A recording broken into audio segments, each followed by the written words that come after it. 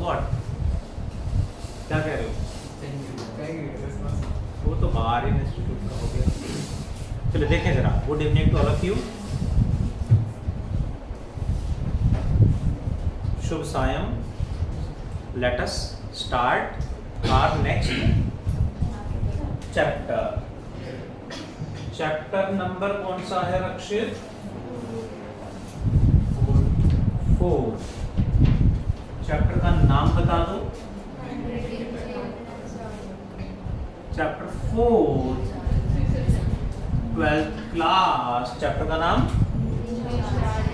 Moving charges and magnetism.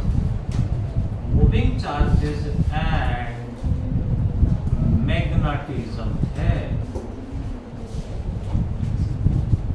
That is, यहां हमें पढ़ना है 2 पार्ट्स है इस चैप्टर में। One is magnetic field due to current carrying wires and another is magnetic force. Magnetic field कैसे प्रोड्यूस होता है, कितना होता है, और दूसरा मैग्नेटिक फोर्स हमें पढ़ना है। So let us start with first magnetic field. कितना होता है, कैसे होता है? Concept was given by Oersted, जिसे कहते हैं magnetic effect of current.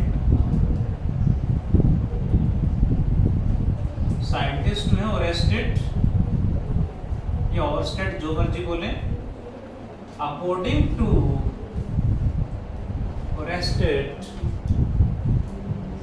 whenever we brought a magnetic needle or compass near a current carrying wire, compass को, you know compass?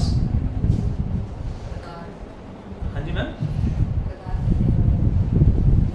प्रकार तो कंपास नहीं होता। कंपास तो वो डायरेक्शन के लिए होता है जी। किसी भी करंट कैरिंग वायर के आसपास कंपास यानी मैग्नेटिक निडल को लेके जाएंगे, then compass shows deflection. Deflection show करेगा। जैसे करंट को ऑफ कर दें, डिफ्लेक्शन खत्म। इसका मतलब, और कंपास डिफ्लेक्शन कहां शो करता है? जहां मैग्नेटिक फील्ड हो। Compass shows deflection for what? Magnetic field. इसका मतलब करंट कैरिंग वायर, यानी वायर में जो करंट फ्लो कर रहा है, वो करंट अपने आसपास, इसमें करंट फ्लो कर रहा है, इसके आसपास करंट की वजह से मैग्नेटिक फील्ड प्रोड्यूस हो जाता है। किसने बताया? ओरेस्टेड ने। According to Orested, a compass shows deflection when brought near a current carrying wire. इसे बोलते हैं magnetic effect of current. Current का मैग्नेटिक इफेक्ट, यानी करंट क्या करता है? मैग्नेटिक फील्ड प्रोड्यूस कर देता है। ठीक है? What is magnetic effect of current? क्या लिखेंगे according to Oersted? A compass shows, magnetic needle भी लिख सकते हैं, deflection near a, deflection when brought near a current carrying wire। इसी को बोलते हैं magnetic effect of current. This is magnetic effect of current. Current carrying wire के आसपास मैग्नेटिक फील्ड प्रोड्यूस हो जाएगा। किसने बताया? ओरेस्टेड ने। कितना मैग्नेटिक फील्ड प्रोड्यूस हो जाएगा? 1 मीटर पे कितना है, 2 मीटर पे कितना है, कितना मैग्नेटिक फील्ड प्रोड्यूस होगा? That was given by Biot and Savard known as Biot-Savart's law. Biot-Savart's law, ठीक है। ये लॉ क्या है देखें जरा। Biot-Savart's law gives the magnetic field due to a current carrying wire. But इसमें क्या है, इस वायर का r डिस्टेंस पे यहाँ कितना मैग्नेटिक फील्ड होगा। Biot-Savart's law gives the magnetic field due to small length only, dl. Diagram में मैंने बड़ा सा शो कर दिया है, but it is assumed to be very small length. जैसे Coulomb's law is valid for point charges. बड़े चार्ज हो तो क्या करना पड़ता है, इंटीग्रेट। ऐसे ही Biot-Savart's law gives the magnetic field due to small length only. पूरी वायर का फील्ड निकालना हो तो क्या करेंगे, क्या करेंगे, इंटीग्रेट करेंगे, इंटीग्रेट करेंगे, इंटीग्रेट करना पड़ेगा। क्लियर हुआ। तो Biot-Savart's law gives the magnetic field due to small length only. Biot-Savart's law states that, कौन states that? Biot-Savart's law states that magnetic field intensity, magnetic field intensity represented by B vector. जैसे charge का क्या, electric field intensity E, यहाँ होगा magnetic field intensity B due two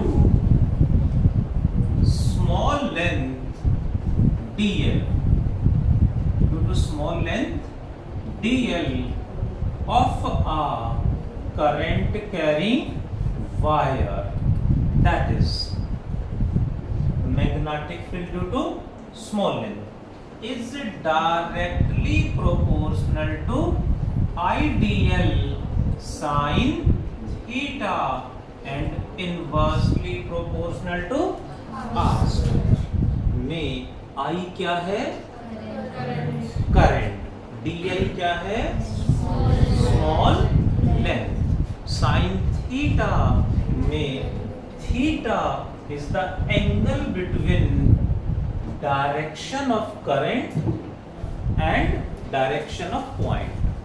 point की direction and current की direction में कितना angle है, this is theta and inversely proportional to square of the distance, कितना दूर है। प्रोपोर्शनैलिटी कांस्टेंट यहाँ क्या आएगा, proportionality symbol magnetic field equals to constant यहाँ आएगा के नहीं mu naught by 4 pi IDL sine theta by R square. Proportionality constant is mu naught by 4 pi, ठीक है। This is, what is its SI unit? SI unit is Tesla. सुना है क्या होगा, पहले तो कुछ और बोल रहे थे, हाँ जी टेस्ला बोल, वो नहीं वो बोल रहे हैं। SI unit is Tesla, ठीक है। टेस्ला क्या होता है नहीं पता, सीपी में रहते हैं, कुछ टेस्ला नहीं पता कैसे बच्चे घरों में यूज करते हैं ना, बड़े वाला जो कटोरा होता है। अच्छा ठीक है, हाँ जी, अच्छा तो गांव में होता है, ठीक है।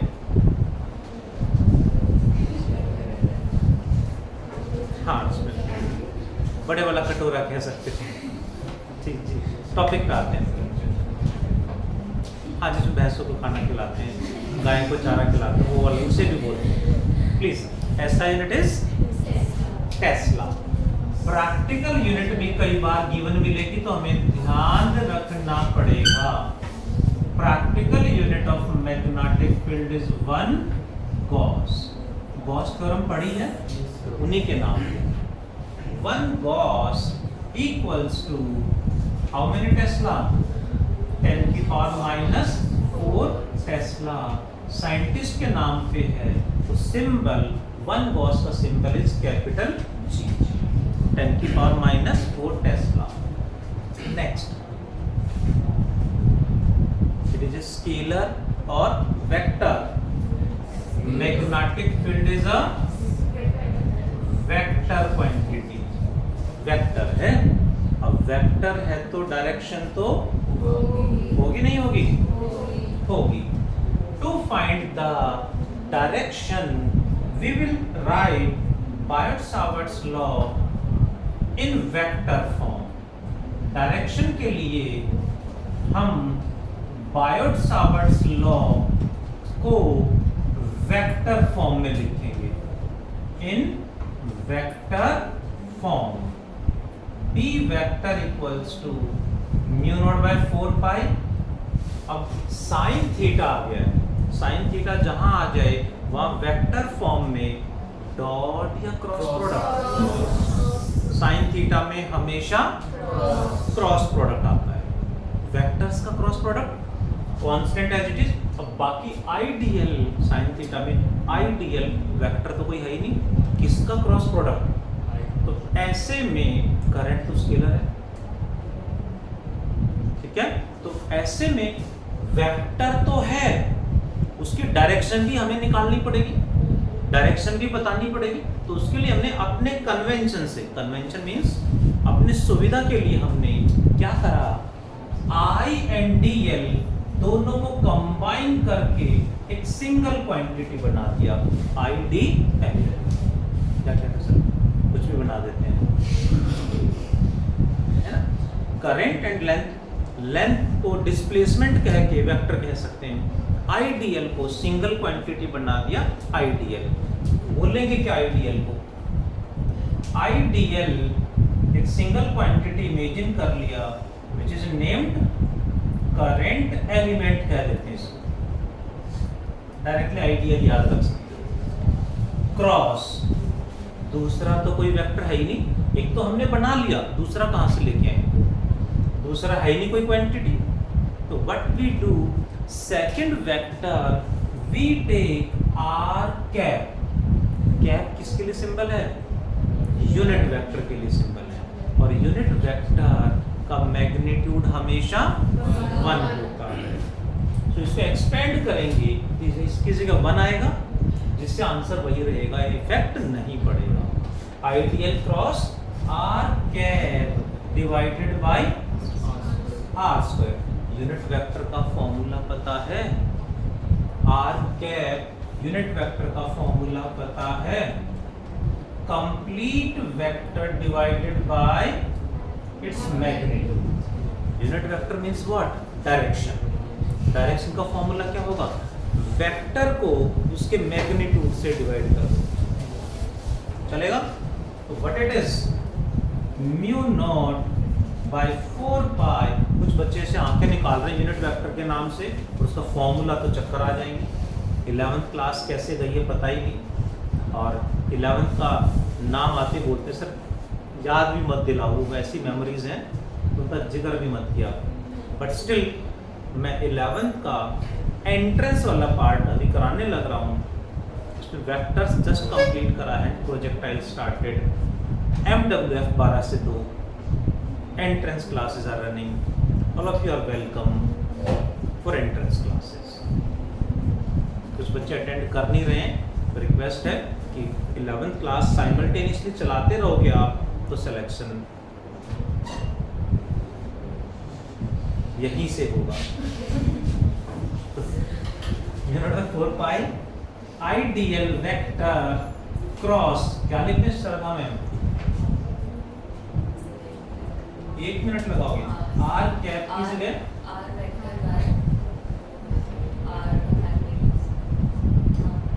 क्यूब कैसे आ गया?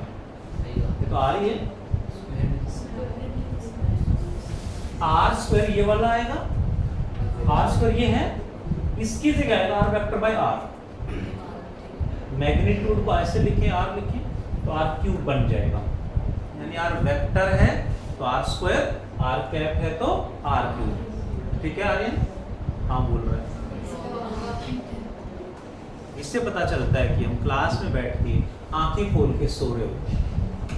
एब्सेंट माइंडेड स्टेज है ना, जगाना पड़ता मुझे कई बार बीच में। तो correct one is R cap है तो आर स्क्वायर है क्यूब, क्या लिखा हुआ है? स्क्वायर। एंड आर वेक्टर है तो आर क्यूब आ जाएगा। ठीक है जी, ध्यान रखना अभी। अब साइन थीटा आ गया, क्रॉस प्रोडक्ट आ गया, तो डायरेक्शन कैसे बताओगे? क्रॉस प्रोडक्ट में साइन थीटा में डायरेक्शन हमेशा given by right hand thumb rule. Right hand thumb rule क्या है? फिक्स है। राइट हैंड थंब रूल बहुत ज्यादा यूज होने वाला अभी चैप्टर 4 में, 5 में, 6 में, 7 में बहुत ज्यादा यूज होने वाला है। 8 में भी यूज होगा। What it is? क्वांटिटी बदल जाएंगी, क्वांटिटी बदल जाएंगी, रूल सेम रहेगा। राइट हैंड फिंगर्स को फर्स्ट से सेकंड की तरफ घुमा दो। फर्स्ट कौन है? आइडियल, मतलब करंट की डायरेक्शन। करंट किधर है? इधर। सेकंड वेक्टर कौन है? आर कैप या आर वेक्टर, यानी पॉइंट की तरफ है। फर्स्ट वेक्टर इधर है, सेकंड इधर है। हमेशा फर्स्ट से राइट हैंड फिंगर्स को सेकंड की तरफ घुमा दो, घुमाएंगे, ये रिजल्ट होगा। कैसे? करंट किधर है? इधर है। करंट ऐसे है, इधर जा रहा है। पॉइंट कहाँ है? यहाँ पे। अब फिंगर इधर तो जाएंगे नहीं ऐसे, हाँ गलत रखा हुआ है ना, तो हमें ऐसे रखना पड़ेगा। करंट ऊपर जा रहा है, पॉइंट यहाँ है, पॉइंट इधर है, तो ऐसे घुमा दो ऐसे, तो ये आएगा रिजल्ट इनवर्ड। राइट हैंड, कुछ बच्चों को राइट हैंड पता नहीं है,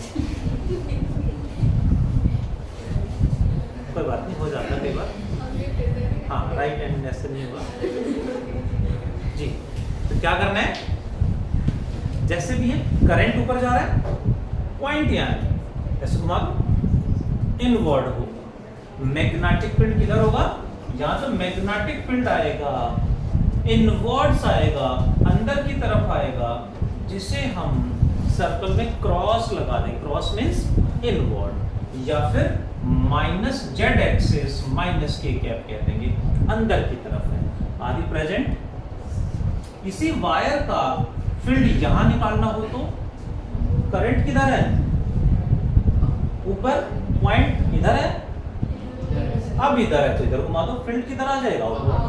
यानी वायर में करंट ऐसे है तो यहाँ फील्ड ऐसे बाहर होगा और यहाँ अंदर की तरफ होगा, ऐसे घूमेगा। किसी भी पॉइंट पे फील्ड की डायरेक्शन निकालनी है तो क्या करेंगे? ये करंट, ये वायर है, इसमें करंट इधर जा रहा है। Present all of you? Current इधर जा रहा है, यहाँ फील्ड किधर होगा? करंट इधर जा रहा है, पॉइंट नीचे है, इधर हो जाएगा आउटवर्ड्स। यहाँ फील्ड किधर होगा?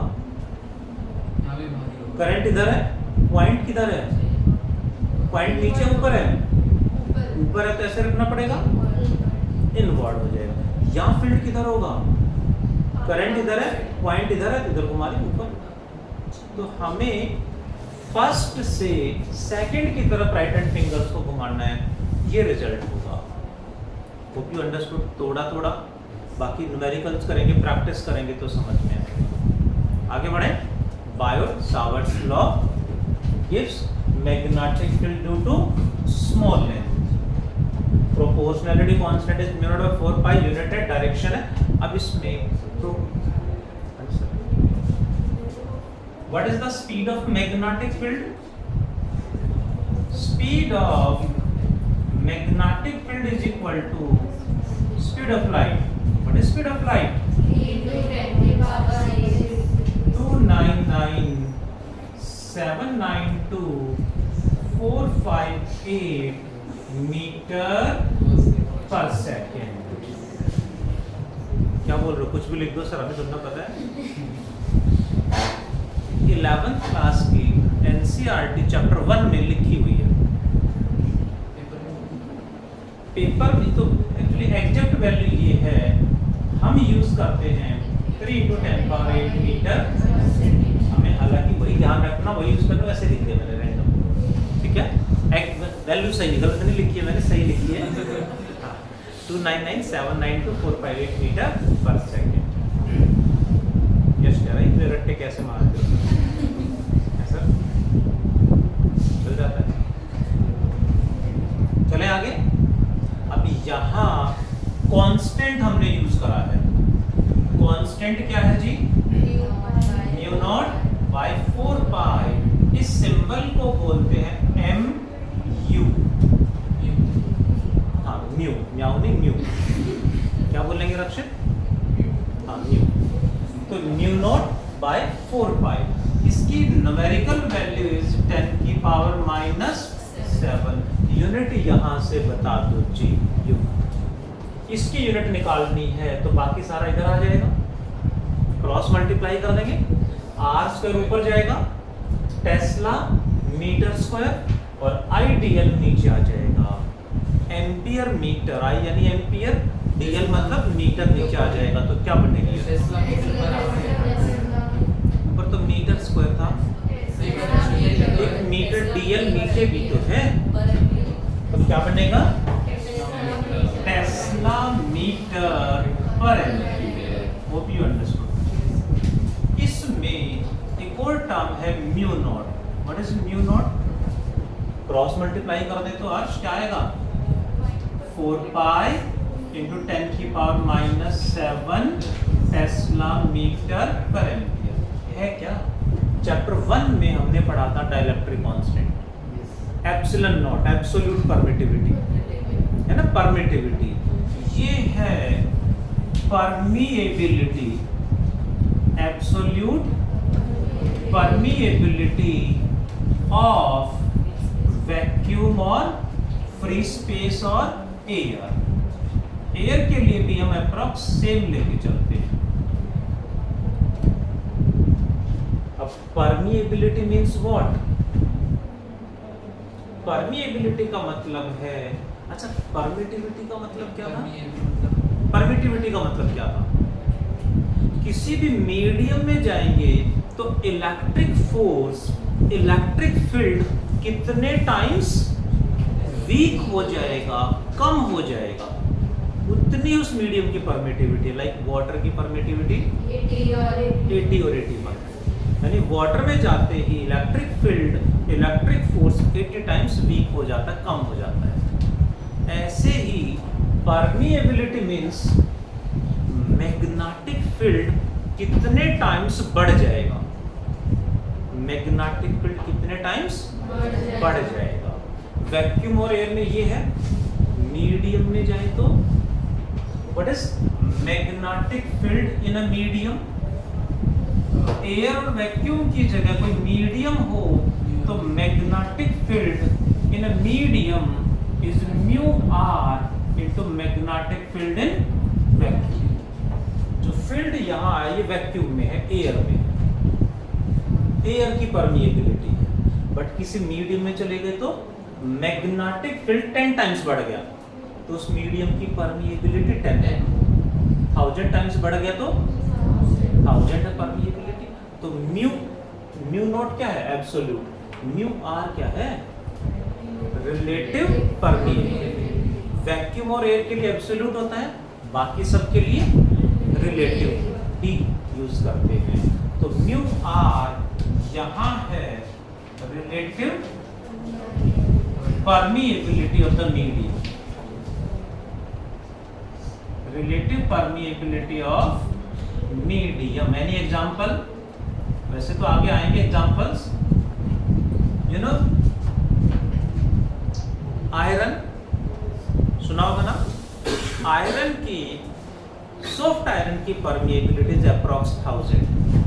वैसे तो कई काफी वैल्यूज है बट अप्रॉक्स 1000 है। यानी एयर से जैसे ही हम आयरन पे जाएंगे, सॉरी आयरन पे जाएंगे, आयरन में जाएंगे, मैग्नेटिक फील्ड 1000 टाइम्स बढ़ जाएगा। सो परमिएबिलिटी कितनी है 1000। इलेक्ट्रिक फील्ड जितने टाइम कम होगा वो परमिटिविटी, एंड मैग्नेटिक फील्ड जितने टाइम बढ़ जाएगा वो परमिटिविटी। परमिएब आर्यन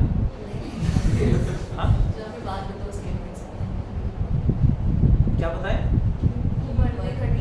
अच्छा, किसी भी मीडियम में इलेक्ट्रिक फील्ड कितने टाइम कम हो जाएगा उतनी ही रिलेटिव परमिटिविटी या डाइलेक्ट्रिक कांस्टेंट, कितने टाइम्स मैग्नेटिक फील्ड बढ़ जाएगा उतनी ही रिलेटिव परमिएबिलिटी। फील्ड जितने टाइम बढ़ेगा परमिएबिलिटी लिख दिया। मैग्नेटिक फील्ड जितने टाइम्स वैक्यूम से बढ़ेगा उतनी उसकी परमिएबिलिटी। देखिए जरा,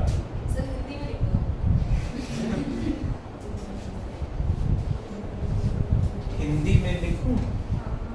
व्हाट्सएप मुझे लगा ऐसे वाला ज्यादा हो जाएगा, है ना? All of you should try, please. Do write fast.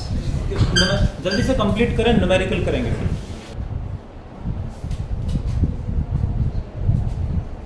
देखिए जरा, magnetic field due to small length is given by Biot Savart's law, mu naught by 4 pi I dl sin theta by r square. Direction is given by right hand thumb rule. But wire बड़ी हो तो क्या करेंगे? Small length assume करेंगे, उसका field निकाल लेंगे और इंटीग्रेट कर देंगे। तो उसी पे बेस्ड एक क्वेश्चन बोर्ड एग्जाम में कई बार आया है। देखें जरा क्या है। मैग्नेटिक फील्ड इंटेंसिटी को अब हम B से रिप्रेजेंट करेंगे। इलेक्ट्रिक फील्ड को E, मैग्नेटिक फील्ड को B से, B vector. Magnetic field due to a circular current carrying loop और कॉइल भी कह देते हैं। सर्कुलर लूप है, जैसे हमने चैप्टर 1 में सर्कुलर रिंग पढ़ा था, सेम सर्कुलर रिंग ही है, इसे सर्कुलर लूप कह दिया है। सर्कुलर रिंग भी कह सकते हो, सर्कुलर कॉइल वर्ड भी यूज करते हैं। पढ़ें, there is a circular ring like this, इसे क्या बोलेंगे? सर्कुलर रिंग, सर्कुलर लूप या फिर circular coil of radius capital R carrying a current I like this. Centre से x डिस्टेंस पे यहां हमें मैग्नेटिक फील्ड डेराइव करना है।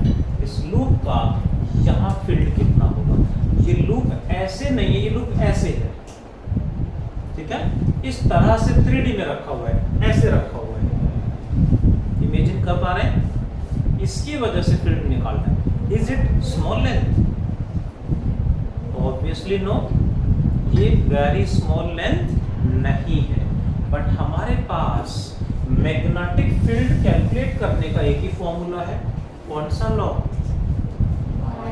बायट-सावर्ट्स law, but applicable only for small length. तो व्हाट वी डू, खुशी में क्या करें? इसमें क्या करेंगे? स्मॉल लेंथ dl इमेजिन करेंगे। कितना length? Small length dl assume करेंगे। इसकी वजह से यहाँ कितना फील्ड होगा बायट-सावर्ट लॉ से कैलकुलेट करेंगे और इंटीग्रेट कर देंगे। करें सॉल्व? ये कॉन्सेप्ट है, कैसे अज्यूम करेंगे समझते हैं जरा। स्मॉल लेंथ dl का यहाँ फील्ड निकालना है। सो क्या करेंगे? According to Biot Savart's law, magnetic field intensity B due to small length dl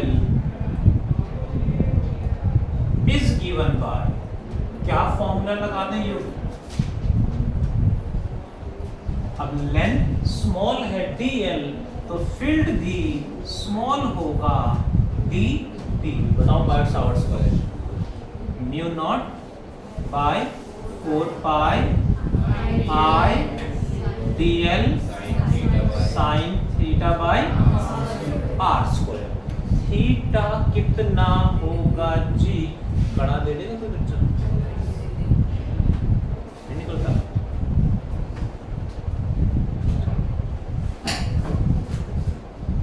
झाड़ फूक वाला नहीं होना चाहिए। यहाँ हिडन पावर्स आ जाए और है ना डांस वांस करना शुरू कर देगा, होता है ना कई बार। Don't take it negative way. Parents faith के साथ पहनाते हैं तो उसे उतारना नहीं चाहिए। जैसे मैंने बोला कड़ा को दे ऐसे पहना रखा है कि उतारना नहीं, तो फिर नहीं उतारना चाहिए। हम बिलीव नहीं करते, बट इसका मतलब बाकी भी ना करें रहो। पेरेंट्स ने बड़े फेथ के साथ पहनाते हैं तो उसे पहना के रखना चाहिए, उतारना नहीं चाहिए, ठीक है ना। उनके फेथ को भी हमें रेस्पेक्ट करना चाहिए। बट ये तो आगे है तो ठीक ठाक है। हाँ नहीं, वो मार्केट में भी हर जगह नॉर्मल वाले तो नॉर्मल ही होते हैं, है ना। वैसे वाले गलत नहीं होते, वो फेथ है उसे मानना चाहिए, ठीक है। तो टॉपिक पे आ जाओ। ये जो लूप है ये ऐसे नहीं, मैंने जैसे कहा कड़ा भी हो जाएगा, दोनों ने पहना है दोनों ने नहीं उतारा, मतलब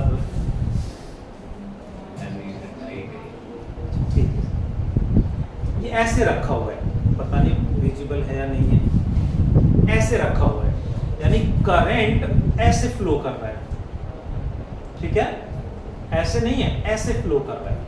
अब इसमें मैंने स्मॉल लेंथ यहां जूम करा ऐसे dl, करंट ऐसे जा रहा है, करंट ऐसे जा रहा है, जिसमें से स्मॉल लेंथ मैंने यहां जूम करा ऐसे dl, very small length dl, जिसमें करंट किधर है? इधर। इस पॉइंट पे करंट इधर है, क्लियर है। पॉइंट कहां है? पॉइंट तो स्मॉल लेंथ dl यहां पे था जिसमें करंट इधर है, और पॉइंट इधर है, सेंटर के सामने पॉइंट ऐसे है, करंट ऐसे है और पॉइंट ऐसे है, तो दोनों में देखें तो करंट ऐसे हो गया, क्लियर। और यहां देखें तो करंट के साथ पॉइंट ऐसे है, करंट इधर हो गया और पॉइंट इधर हो गया, तो दोनों के बीच में कितना एंगल आ रहा है? 90 डिग्री। 3D डायग्राम है, समझ ही सकते हैं। 3D ड्रॉ करना आता है तो ड्रॉ भी कर सकते हैं, बट मेनली हमें समझना है थीटा 90 डिग्री होगा, साइन 90 1, क्लियर हुआ। इसकी वजह से यहाँ फील्ड आ गया mu naught by 4 pi I dl by r square, क्योंकि साइन 90 तो 1 हो गया। डायरेक्शन बताओ, राइट हैंड थंब रूल। अब यह थोड़ा सा राइट हैंड थंब रूल को अप्लाई करने में भी प्रॉब्लम होगी, तो हमें दो बातें सिखाई गई हैं। पहला, right hand thumb rule fix है, ऐसे करना है, फर्स्ट सेकंड घुमाएंगे तो ये रिजल्ट होगा। ये नहीं अप्लाई कर पा रहे हो तो रिजल्ट क्या होगा देखें जरा। क्रॉस प्रोडक्ट में जो रिजल्ट आता है वो हमेशा दोनों के परपेंडिकुलर होगा। इन दोनों का क्रॉस प्रोडक्ट है तो इन दोनों के हमेशा परपेंडिकुलर आएगा।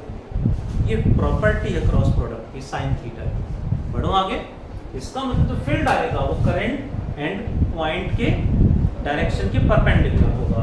तो ऐसे में व्हाट वी डू, पॉइंट इधर है तो मैग्नेटिक फील्ड इसके परपेंडिकुलर होगा। अब इसके परपेंडिकुलर यहाँ मैग्नेटिक फील्ड किधर होगा? ऐसे, ऐसे हो सकता है या ऐसे, इसके परपेंडिकुलर तो यही होगा। अब हम कौन सा रखें? यदि करंट ऐसे फ्लो कर रहा है, गेटिंग, तो क्या होगा? फील्ड इधर आ जाएगा। यदि करंट ऐसे एज्यूम कर लेंगे तो फील्ड इधर आ जाएगा। Anyone you can take, answer will remain same, ठीक है। Right hand thumb rule apply करने में 3D है, थोड़ी सी कई बार समझने में दिक्कत आती है, तो हमने क्या करा, फील्ड हमेशा R के पैरेलल या परपेंडिकुलर? परपेंडिकुलर। इसके परपेंडिकुलर इधर आ गया। ये कौन है? Small field dB. ये एंगल थीटा मान लूं तो यहां ये कितना होगा? थीटा या 90 माइनस थीटा? थीटा ही होगा। ये थीटा है, ये 90 है, तो ये 90 माइनस थीटा कितना? 90 माइनस थीटा, और ये भी 90 है। 90 में ये 90 माइनस थीटा, तो ये थीटा ही बचेगा जी। क्लियर? ये dB इसके साथ एंगल बना रहा है, dB cos या sin, जिसके साथ एंगल बनाएगा वो हमेशा cos component dB cos theta, और इसका परपेंडिकुलर इधर आएगा dB sin theta. If I assume same length exactly opposite, यहाँ जूम कर लें तो इसका यहाँ फील्ड किधर होगा? इसके परपेंडिकुलर इधर आ जाएगा। dB ये थीटा, तो ये भी थीटा आएगा। dB cos dB sin, कौन सा कंपोनेंट कैंसिल होगा? cos या sin? cos कंपोनेंट इधर आ रहा है, इसका cos इधर, इसका cos इधर, ऑपोजिट आ रहे हैं, कैंसिल आउट। ये इधर ही आ रहे हैं दोनों, तो ऐड हो जाएंगे। सो ये हमें शो करने की नीड नहीं होती, सिर्फ लिखना होता है dB cos theta components, dB cos theta components cancel out due to symmetry, cancel out due to symmetry. So net B मतलब magnetic field intensity due to small length, small length की वजह से नेट फील्ड क्या आया? dB cos या dB sin? क्योंकि इसका दो फील्ड है, ये कैंसिल हो गया, ये बचा। इसका नेट फील्ड कितना है? dB sin theta. टोटल का नेट फील्ड क्या होगा? Net magnetic field intensity due to whole loop is what? Integration of dB sin theta. ये कॉन्सेप्ट है विद डायग्राम। आगे तो dB sin थीटा की वैल्यू पुट करके इंटीग्रेट कर दो, मतलब कैलकुलेशन बच गई। कॉन्सेप्ट ये था। इमेजिन करा, बायट सावर्ट्स लॉ लगाया, उसकी डायरेक्शन आर के परपेंडिकुलर आई, कंपोनेंट देखे, cos component cancel out, small length का field dB sin theta, total का field integration of dB sin theta. Integration dB की value mu naught by 4 pi IDL by r square into sin theta की value. Divasha ma'am sin theta की value बता दो। sin theta क्या होता है? Perpendicular by base, hypotenuse by base, perpendicular by hypotenuse. r by under root r square plus x square. This small r is equal to under root r square plus x square. चलेगा? Perpendicular by hypotenuse in capital R by small r। Clear हुआ? Equals to mu naught by 4 pi I r by small r cube into क्या बचा? dl क्या? Small length, length से related और कोई term है नहीं। स्मॉल लेंथ का इंटीग्रेशन क्या होगा जी? Total length. dl का इंटीग्रेशन l, लिमिट क्या होगी? टोटल लेंथ कितनी? 2 पाई r यानी सरकमफ्रेंस, यानी स्मॉल लेंथ dl का इंटीग्रेशन टोटल लेंथ आएगा। टोटल लेंथ क्या होगा? 2 पाई r, जिसको हम रीअरेंज कर दें तो mu naught by 4 pi 2 pi I r square, 2 pi I r square by small r की वैल्यू यश स्मॉल r की value in terms of x and capital under root x square plus पक्का कौन सी theorem? Pythagoras theorem. तो small r की जगह आएगा x square plus R square का अंडर रूट मतलब कितनी पावर? 1/2। बट क्यूब है तो 3/2 आ जाएगा।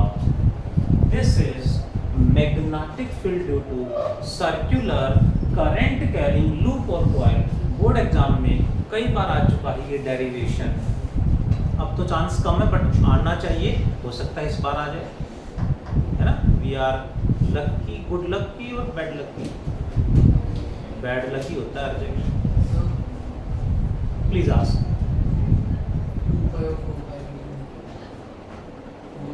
हाँ, कई बार 2 पाई से इसको काट देते हैं, योर चॉइस कर सकते हो, बट इट इज बेटर कि कांस्टेंट को चेंज ना करें, कांस्टेंट ऐसे ही रहने दें, वो बेटर रहता है। फिर भी आपकी चॉइस है, कैंसिल करना चाहो कर सकते हो। Hope you understood. Do fast everyone about the magnetic field. Last question.